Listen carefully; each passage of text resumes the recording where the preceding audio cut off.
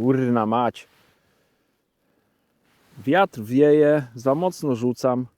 Tym jestem tak zmarznięty, po prostu jestem tak skostniały. Kurna. Ty no dawno tak na rybach nie zmarzłem jak dziś. Jedną sztukę.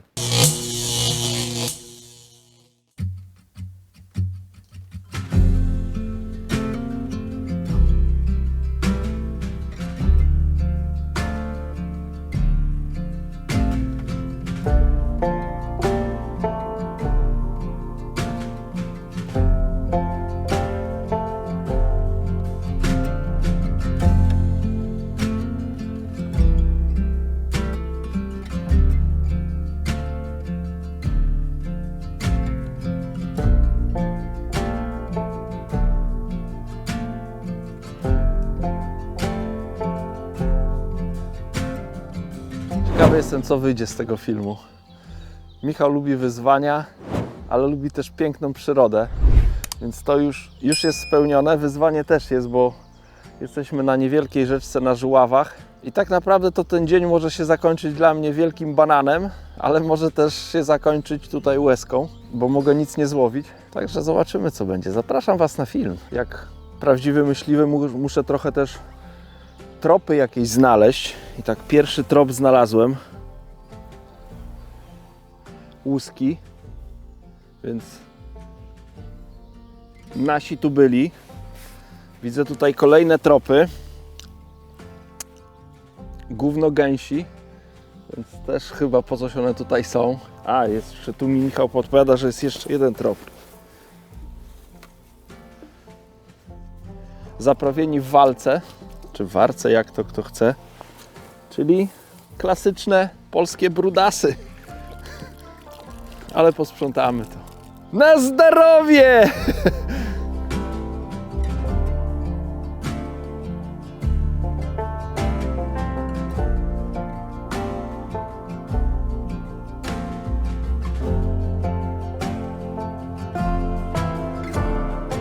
Ta urokliwa rzeczka nazywa się Balewka. Tak jak mi Michał próbował pokazać, jak to wygląda z lotu ptaka, to ta balewka tak jakby, powiedzmy, jest jakimś tam rowem, później robi się z niej jakaś większa rzeczka i końcówkę swoją ma w jeziorze Drużno.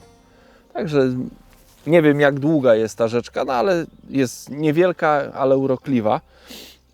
Domyślam się, że do tej rzeczki z jeziora Drużno wpływa wiele ryb. W Drużnie, które słynie głównie ze szczupaków, wiadomo, że są jeszcze liny, są piękne karasie i są okazałe leszcze. Więc myślę, że te trzy gatunki jakby, no, którąś rybę z tych gatunków, jakąś ładniejszą udało się złowić, to już będzie sukces. No bo też zdaję sobie sprawę, że w tej wodzie jest dużo ryb przeszkadzajek, typu wzdręgi, jakieś pewnie płotki, no, które będą mnie niepokoić. I dlatego też pod te ryby przygotowałem nęcenie, ale o tym za chwilę.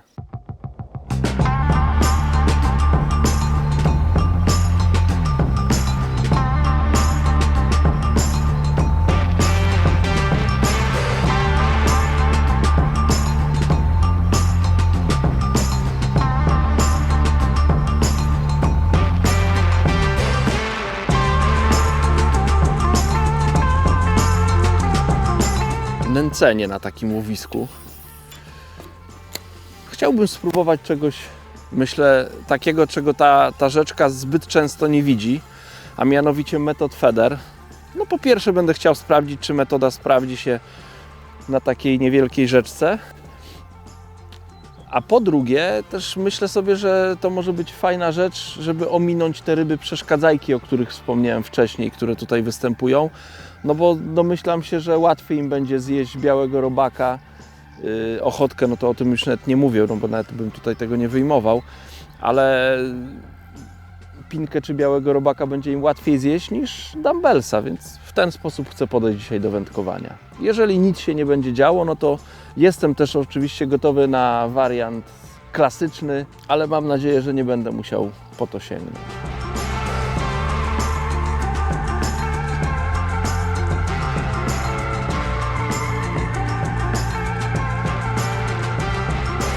Do nęcenia Dzisiaj wybrałem sam pelet, 2 mm pelet Sonubyte Fin Perfect.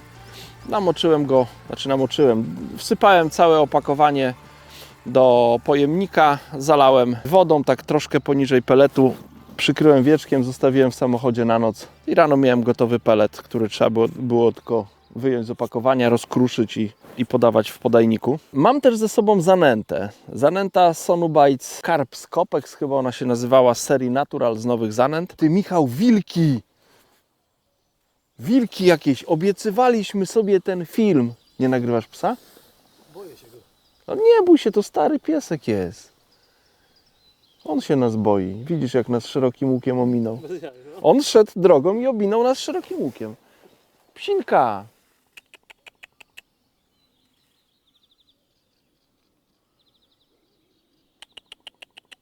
Ale on nie jest agresywny. On jakby chciał coś złego zrobić, to by się szczerzył. On stary, grzeczny piesek, może już głuchy, bezzębny. Po prostu sobie robi rundkę poranną. Dobra, trzeba wrócić do nęcenia. Oprócz peletu mam też przygotowaną zanętę Carp Scopex, ale na razie wolałbym z tej zanęty nie korzystać. Tak jak wspomniałem, że są ryby, które mogą przeszkadzać, więc nawet myślę, że taką troszkę jaśniejszą zanętę o grubszej frakcji, gdy ryb jest bardzo dużo, to kolor im nie przeszkadza, frakcja im nie przeszkadza, jedzą wszystko. Więc maksymalnie chcę uniknąć wabienia tych małych rybek, dlatego zaczynam od peletu.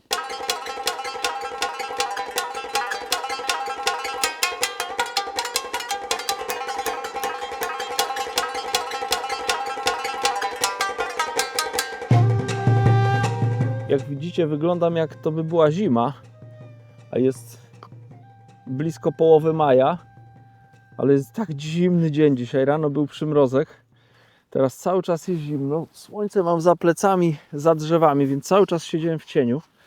Kurczę, i troszkę zmarzłem. Musiałem się ubrać w taki zimowy strój, no bo już mógłbym zęby tutaj zbierać koło tych śladów łusek i tych gęsich pozostałości. No i na razie ryby chyba też trochę są skostniałe. Nic się nie wydarzyło, nic nie bierze, więc no postanowiłem, że to łowisko jednak trzeba donęcić. Żadne rybki nie przeszkadzają, ja żadnych oznak tutaj nie widzę żerowania, więc i to moje takie wstępne nęcenie nie przyniosło skutku, czyli te 3 podajniczki takie w każde miejsce. Także pomyślałem sobie, że jedno z tych miejsc zanęcę trochę grubiej. Dam czas temu miejscu, żeby tam te ryby miały czas, żeby się ustawić, może je odnaleźć. No i zobaczę, no może to przyniesie jakiś efekt i będę miał jakieś brania. Wziąłem parę garści zanęty, wsypałem do miski. Do tego dodałem troszeczkę peletu 2 mm i tak sepkę kukurydzy. Tą kukurydzę jeszcze rozdrobnię. O, mam rybę. Ryba czy nie? Mam jakieś rośliny na pewno. Ale mam też rybę. Coś czuję, że tam szarpie. Więc coś jeszcze wzięło. Co to będzie? Pewnie nieduża rybka. Mówiłem o tych przeszkadzajkach. Coś tam się chlapie. O! Chciałem tu mocniej troszkę przez te grążele. Nieduży leszczyk był, więc jakaś tam rybka się zainteresowała. Także może jeszcze jeden zarzut sprawdzę, czy się nic nie wydarzy. Jeśli nie, no to wtedy w tym czasie sobie przygotuję mieszankę i zanęcę łowisko.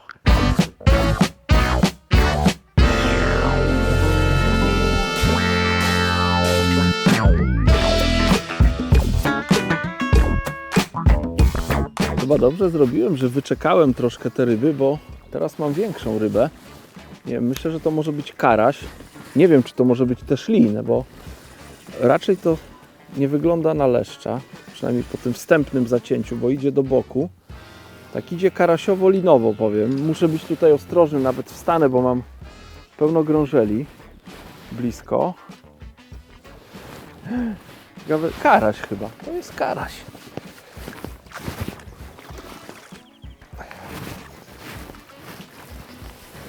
Także się musiałem troszkę odczekać. Myślę, że od rozłożenia stanowiska mogła minąć, ja wiem, może godzina. Pewnie zaraz zobaczę. No na pewno nawet z 1,5 godziny minęło. Nie było nic. Później ten leszczyk. Chciałem donęcić, nawet mam przygotowaną mieszankę. Ale jeszcze postanowiłem, że skoro pokazał się leszczyk, zobaczymy jak się łowisko rozwinie. I po jakichś 7 minutach wziął... Zobaczcie jaki karach. No to już jest karach. Z sałatką. Czekajcie, odhaczę go, bo on tutaj ma pewnie dobrze zacięty. Na pomarańczowego dumbbellsika. Myślę, że pod kilo rybka. 80 deko? Kilo? Gruby jest, może mieć.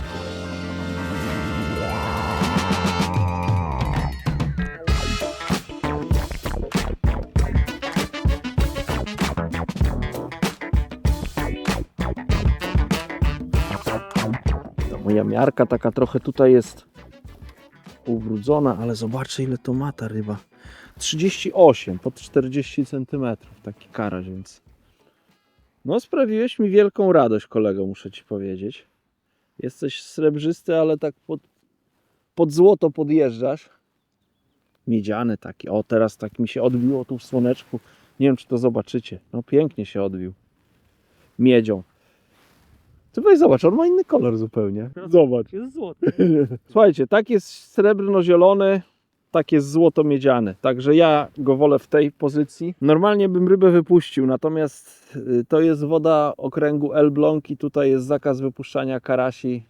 Także ryba ląduje w siatce.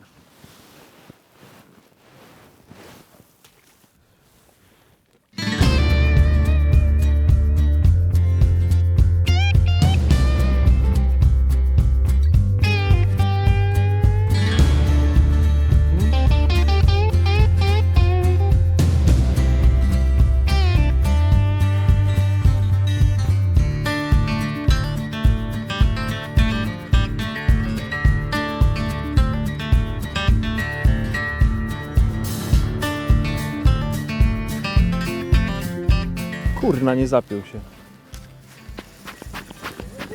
Tak mi się wydaje. No chyba, że ja tak poruszyłem tym, ale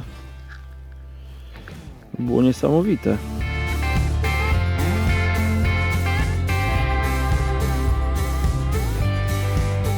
Miałem następne branie, nie wiem co to jest. Kurczę, tak jeszcze się nie szarpnęło.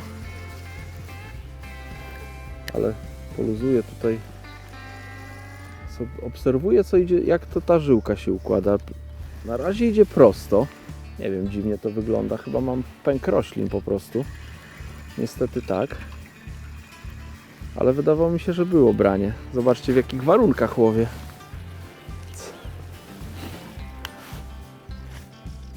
Nie wiem, miałem kilka takich właśnie brań i ryby się nie zacinają. Ciekawe to jest.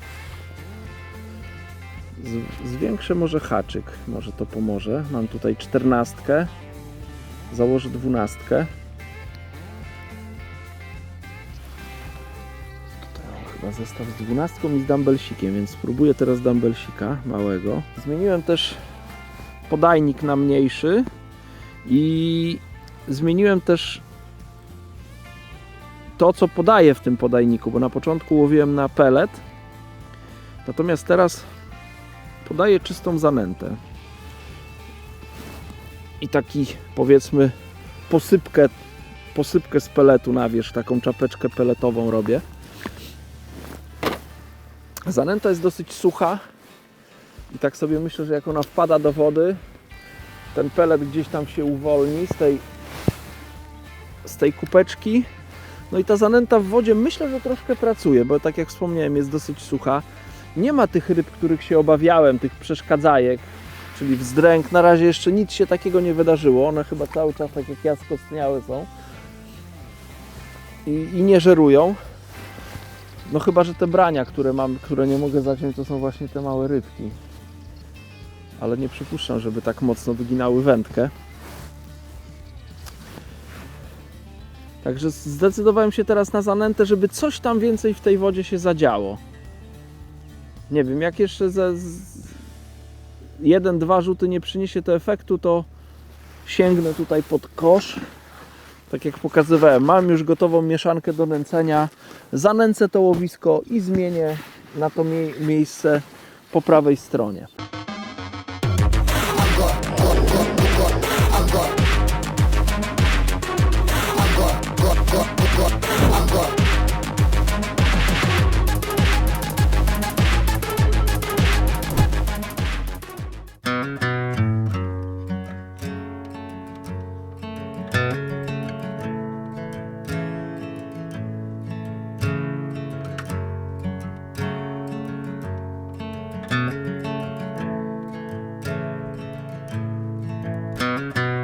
Wspomniałem, że jeżeli nie będzie brania, to zmienię miejscówkę.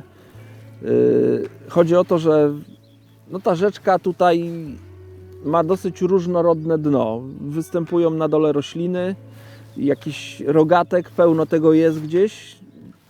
Myślę, że tak mniej więcej na środku, troszkę bliżej tamtego brzegu, to dno jest czystsze. Też ten rogatek występuje, natomiast są jakieś poletka czyste. Jak rzucałem dalej albo bliżej i próbowałem ściągnąć ciężarek, to za każdym razem wyciągałem taki pęk roślinności. A tam na razie no nie jest źle, co jakiś czas zaczepię, natomiast to nie ma tragedii. I to jest jedno miejsce i to miejsce jest dosyć głębokie. Ja myślę, że tam będzie ponad 2, może nawet 3 metry głębokości, więc jak na taką rzeczkę dosyć wąską, myślę, ta rzeczka, nie wiem, no tak jakby liczyć od brzegu do brzegu, no to maksymalnie ma 40 metrów, to jest maks całkowity. Więc na taką rzeczkę to ta głębokość, muszę przyznać, zaskoczyła mnie pozytywnie. Nie myślałem, że będzie tak głęboka. I to jest jedno miejsce. Ono znajduje się 25 metrów od brzegu. Natomiast drugie miejsce znajduje się tak troszkę na prawo. Myślę, że to będzie jakaś godzina 14. Tak patrząc jak na tarczę zegarka. I to miejsce znajduje się 35 metrów od mojego stanowiska. Ale myślę, że troszkę bliżej niż to naprzeciwko mnie. A to miejsce wybrałem, bo tam jest troszkę płycej. Myślę, że z metr jest płycej. I tam już widać na środku jakieś pojedyncze liście grążeli. A z tego, co mi opowiadał Michał, no to ta rzeczka już przypuszczam za miesiąc, a na pewno za 2 miesiące będzie prawie w całości pokryta właśnie roślinnością. Więc tam jest tak jakby takie wypłycenie. Myślę, że tam te grążele będą się rozrastały i też chciałem jedno miejsce właśnie koło grążeli sobie wybrać, więc jedno miejsce jest 25 metrów przede mną, drugie 35 metrów takie po skosie, ale na płytszą wodę bliżej grążeli. I te 2 miejsca dzisiaj obławiam.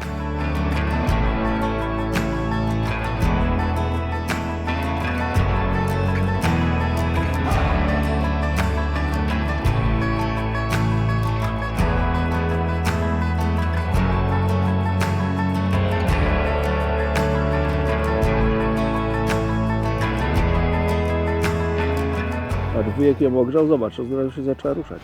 Patrz, skrzydełka zaczęła otwierać, zobacz. Zobacz. Gotowa do startu? Ty, no ja ją obudziłem normalnie. Ale jakie ona ładne ma te skrzydełka.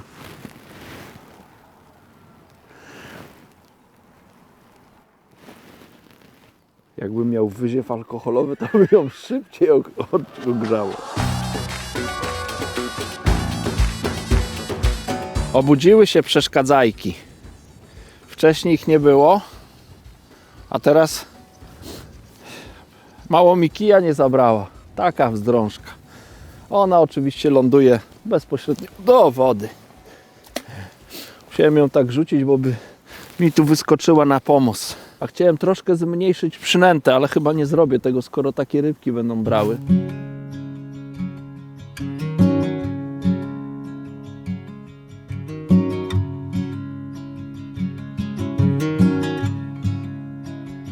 Na tą rybę też musiałem troszkę poczekać. Nie była łatwa. Musiałem donęcić to łowisko w ogóle. Donęciłem to lewe łowisko, poszedłem na prawe, na te łowisko tam płytsze, przy pojedynczych grążelach, ale tam się też nic nie wydarzyło. Miałem jakieś, co prawda, wskazania, nawet miałem wrażenie, że jakieś brania były, takie ala obcierki, ale nie przyniosło to ryby. Co to jest? Idzie mi tutaj w te grążele. Nie wiem, czy nie będę musiał zejść z kosza jakoś. Ta ryba już jest chyba w ogóle w grążelach. Więc zaraz trzeba będzie tu jakieś ekwilibrystyczne sztuczki odstawiać. Gdzie ona mi tu wlazła? No na razie idzie. Póki idzie, to będę ją holował. Jak stanie, to będę się martwił. Może ją gdzieś przeciągnę przez ten pas grążeli. Oj, idzie. To karaś jest. Już go widzę przy powierzchni.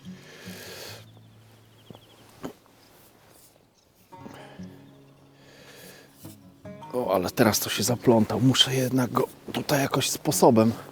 Może w drugą stronę spróbuję go złapać. Nie wiem, czy jeszcze jest. Czy tylko... tak głęboko się, bracie, zaczepiłeś? O, jest, jeszcze jest.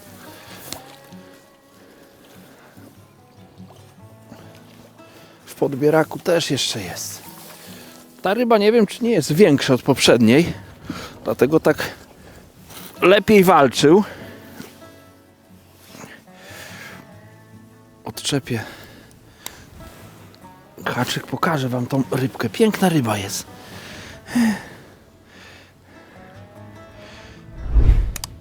Też się mieni różnymi kolorami w zależności od tego, jak to słoneczko na tego karasia padnie. Ten może mieć już 40 cm, tak mi się wydaje. Zaraz go zmierzę. No piękny jest. Ciekawe, czy ma 4 dychy?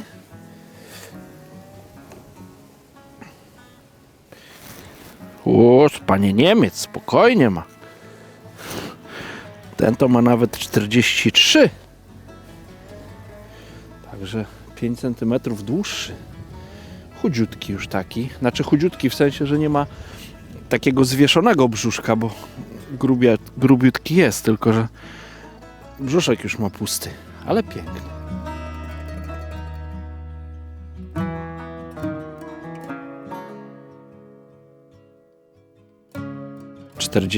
Ciekawe, czy uda mi się złowić większą rybkę. Macie ostatnie spojrzenie, jakie ładne oczki ma. Ryba do siatki. Niestety muszę go wrzucić do siatki. Nie mogę go tutaj wrzucić do wody, bo takie są reguły w tym okręgu. Ciekawe, czy weźmie następny. Mam nadzieję, że się zrobi ciepło. Jak widzicie, ja jestem cały czas zmarznięty. Jest mi tak zimno. Dawno tak nie zmarzłem na rybach. No i myślę, że tym rybom też jest zimno, no bo noc była z przymrozkiem. Rano było skrobanie szyby. Cały czas jest chłodno. Ważka, która się też jakoś tam obudziła, też potrzebuje ciepła i tego ciepła szuka i czeka. Ja ją tam mam cały czas przy sobie i mam nadzieję, że i ta ważka i ja trochę się rozgrzejemy, a szczególnie te karasie i ruszą do żerowania. No i końcówka dnia będzie udana. Oprócz tego, że dzień jest mroźny, nie, to głupie, nie jest mroźny, bo nie ma mrozu już. Muszę przyznać, że na razie nie jest łatwo. Co prawda złowiłem 2 karasie, też mam wrażenie, że coś tam się w tym łowisku kręci, ale też takie mam przeczucie, że coś tym rybom nie pasuje.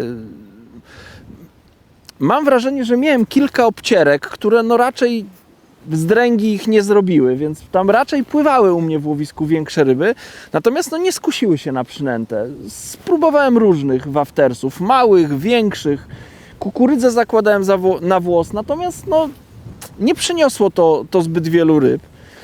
2 karasie, które złowiłem na różowego i na pomarańczowego waftersa 6 mm. Oprócz tego no nic się nie dzieje. I tak sobie pomyślałem, że być może trzeba połączyć styl klasyczny ze stylem dowolnym, czyli metodą. No i pozostawię tutaj swój sprzęt pod okiem Michała, a ja pójdę do samochodu i przyniosę robaki i sprawdzę, czy może białe robaki albo dendrobeny, może to tym rybom przypasuje i na to będę miał brania.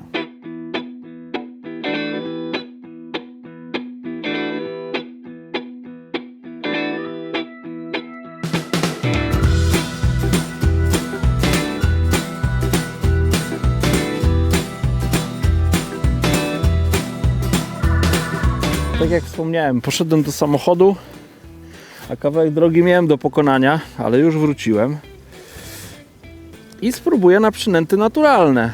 Mam ze sobą dendrobeny, więc chyba od tego zacznę. Wezmę kawałek dendrobeny, założę tą dendrobenę na włos i taką przynętę podam w łowisko. Nie będę jej wklejał w całą porcję, ona będzie znajdować się gdzieś obok. Ewentualnie może się zastanowię, czy gdzieś żyłki nie wkleić, tak żeby ta przynęta była bardzo blisko całości. O, i tak będzie wyglądać moja porcja, którą na łowisku. A czy będzie na to ryba? To tego nie wiem. Mam nadzieję, że to będzie przynęta, która skusi rybę do brania. Kilka słów o sprzęcie, bo o tym nie mówiłem. Rozłożyłem 2 wędziska.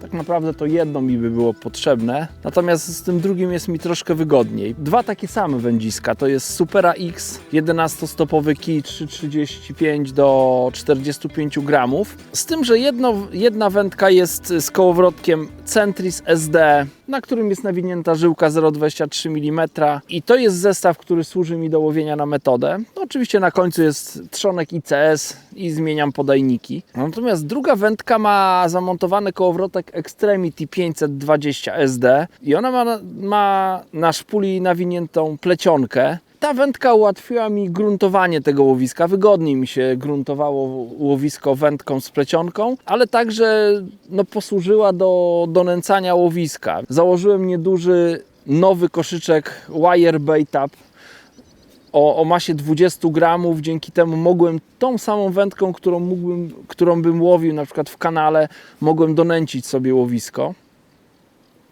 Więc ta wędka jedna służyła mi do gruntowania i nęcenia, natomiast druga do łowienia. Wspomniałem, że to jest rzeka, więc wielu z Was może pomyśleć, że takim delikatnym zestawem łowię w rzece. Natomiast tak na moje oko, tak jak dzisiaj to wygląda, to jest taka rzeka, powiedzmy, z nazwy tylko, bo ona wygląda tak jak kanał tak naprawdę. Nie widzę tu jakiegoś uciągu, ruchu tej wody. Zdaję sobie sprawę, że przez to, że woda jest połączona, czy ta rzeka jest połączona z jeziorem Drużno, to jakieś ruchy wody będą, w zależności pewnie od wiatrów na morzu, czy tego, ile tam tej wody zostanie wepchane do jeziora Drużno, to wtedy tak samo tutaj jakiś jest ruch w tej rzece. Natomiast teraz stan jest jakiś, nie wiem, powiedzmy normalny, nie ma żadnych ekstremalnych wiatrów na morzu i ta rzeka też nie niesie jakiejś wody, która powodowałaby uciąg. Używam podajników o masie 30 gramów. To jest wystarczające, żeby celnie zarzucać zestaw, szczególnie tak jak teraz występuje wiatr, ale też one dobrze pewnie leżą na dnie i ja zresztą nie lubię lżejszych podajników jak 30-gramowe, bo uważam, że podajnik musi mieć tą masę minimalnie tych 30 gramów, żeby dochodziło do samozacięcia, więc 30 gramów dla mnie jest optymalne, cięższe nie są potrzebne, także tylko zmieniam wielkość.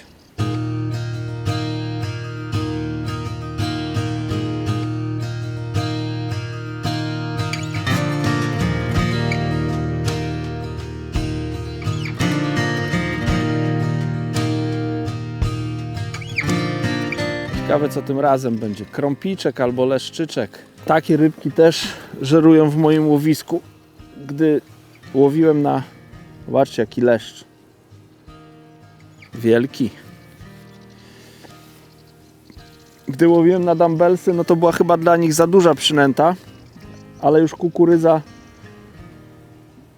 okazała się wystarczająca. Wystarczająca, żeby zaciąć, bo miałem też brania, takie wskazania, że się zastanawiałem, co to za ryba mi tak dziubie, a to być może te rybki tak właśnie podskubywały tą kukurydzę wcześniej.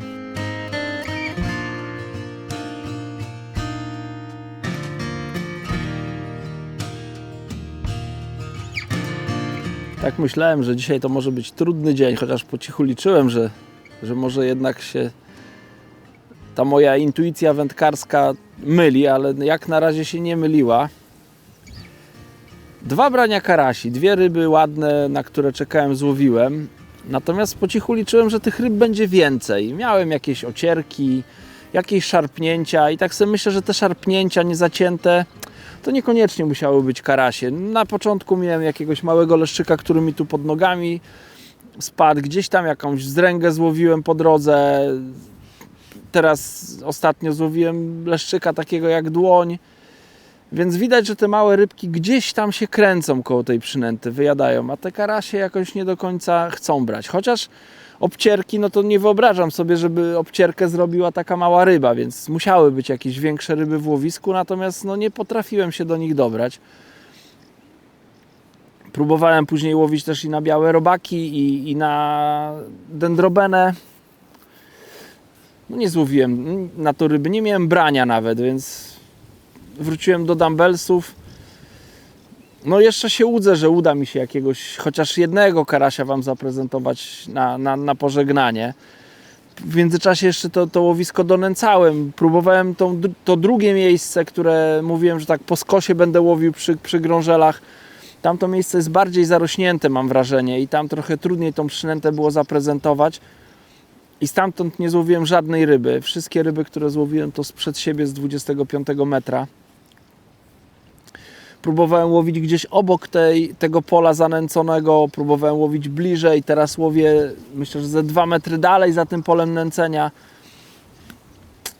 No ale jak na razie szczytówka buja się tylko gnana siłą wiatru. No ale może jeszcze coś weźmie, dzień się nie kończy.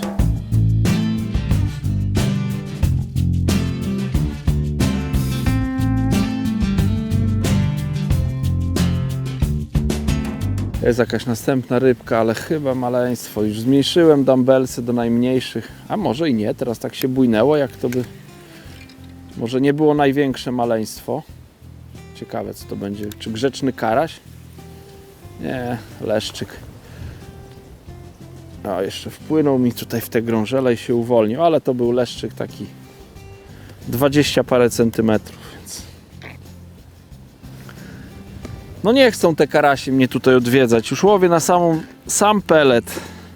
Nie dodaję w ogóle zanęty, żeby tam nic nie smurzyło, ale nie jest to atrakcyjne dla karasi, natomiast dla tych małych rybek jest. Chociaż jak próbowałem łowić na zanętę, to też nie miałem wskazań żadnych karasi, więc też to nie jest jakiś dla mnie informacja, że być może powinienem jednak zmienić stronę zanęty. Chyba raczej też nie, bo nic z tego nie wynikało. Może ruch gdzieś tam w stanowisku tych leszczyków spowoduje, że i jakieś większe ryby będą chciały wpłynąć, ale nie wiem, czy jeszcze dużo czasu im zostało. Jest następna rybka, ale znowu jakaś chyba nieduża. Prześladują mnie te małe ryby, być może się zastanawiam, czy nie zwiększyć tego dumbbellsa, ale to by chyba... A, teraz to nawet jest już roślina. Nie wiem, zwiększę chyba i dam sobie szansę z większym haczykiem, już sam nie wiem.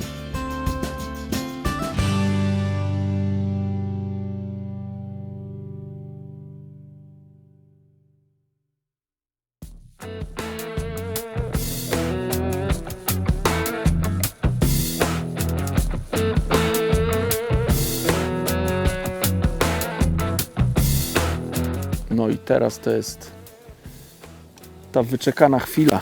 Może się okazać, że to będzie czekał i wyczekał. Mam nadzieję, że to będzie karaś.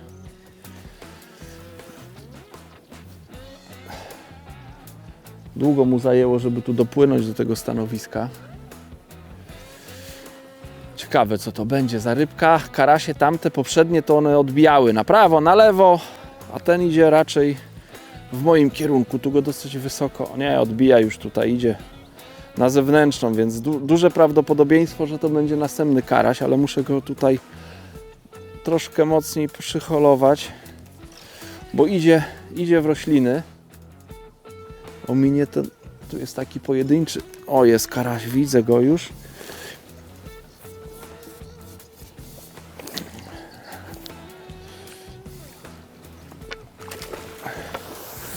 Także jest kolejny, wyczekany, upragniony, najmniejszy co prawda ze wszystkich, ale jest.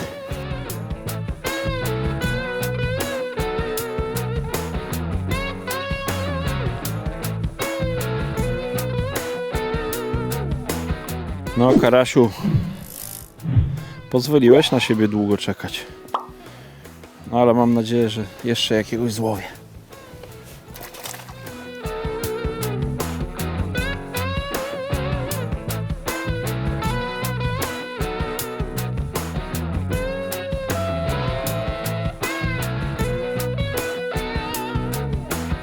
Zaraz będę kończył wędkowanie. Jak widzicie, to nie był łatwy dzień. Na początku dnia przywitał mnie przymrozek.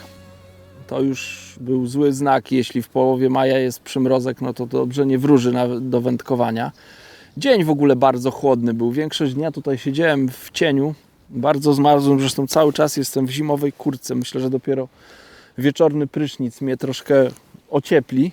Na to liczę. 3 karasie udało mi się złowić. Więcej nie złowiłem. Do tego były jakieś drobne rybki. I mam takie przemyślenia po dzisiejszym łowieniu. Może to nie są jakieś bardzo wiążące i pewnie jakbym miał więcej ryb, więcej brań, no to mógłbym lepsze wnioski wysnuć. Natomiast no, mam takie przemyślenie, że metoda, którą mi zasugerował Michał i którą wybraliśmy, czyli metoda łowienia, czyli metoda po prostu, nie feder klasyczny, tylko metoda, to był dobry wybór. Tak mi się wydaje po gruntowaniu w ogóle, jak zarzuciłem pierwszy raz, drugi raz wędkę, no to mówię, kurczę, jak w ogóle łowić w tym łowisku, no bo za każdym razem, gdy tylko kawałek przeciągnąłem ciężarek na dnie, no to zaczepiałem rogatka. Miałem po prostu za każdym razem jakąś łodygę rogatka na ciężarku. I no po wielu próbach udało mi się znaleźć takie miejsce, gdzie tego rogatka było mniej. I w tym miejscu właśnie łowiłem. To tak jak mówię, to było 25 metrów od brzegu. Drugie miejsce, tam znowu więcej było tego rogatka, ale byłem zbliżony do jakichś tam pojedynczych liści grążeli na płytszej wodzie, więc tak chciałem sobie 2 miejsca wybrać płytsze, głębsze. To płytsze miejsce no okazało się słabe. Stamtąd nie złowiłem ani jednej ryby. Zdecydowanie to głębsze miejsce było lepsze. Tam też było czystsze dno. I z przynęt 2 karasie złowiłem na różowego dumbbellsa, 1 złowiłem na pomarańczowego dumbbellsa. Na kukurydzę miałem jakieś wskazania, nie złowiłem ryby. Na żółtego dumbbellsa, czy tam na jakieś białego próbowałem. Wyprane jakieś kolory też próbowałem. Waftersy w kolorze peletu, żeby się może nie odróżniały od peletu, to albo nie przynosiło ryby, albo dawało brania jakichś małych rybek. Szczególnie ta kukurydza i wyprany różowy, to był taki kolor, na które no miałem też troszkę brań, jakieś sygnalizacje, natomiast nie przyniosło to żadnej większej ryby, więc przypuszczam, że to były po prostu te, nie wiem, wzdręgi, krąpiki, malutkie leszczyki. Jedynie różowy wafter, tak patrząc, ile razy miałem zarzuconą przynętę na tego różowego waftersa i ile dało mi to karasi, to według mnie to była zdecydowanie najlepsza przynęta. Była piękna okolica, było wyzwanie, więc wszystko potoczyło się zgodnie z planem. Udało mi się złowić 3 karasie, jeden to taki już no ponad 4 dychy, to medalowa rybka można powiedzieć, więc pewnie chciałoby się więcej, ale nie ma co narzekać. Ładne ryby zostały złowione. No i tyle. Mam nadzieję, że Wam się podobało. Jeśli tak, zostawcie kciuka w górę. Bardzo serdecznie dziękuję, że byliście do końca filmu. I do zobaczenia w następnym filmie.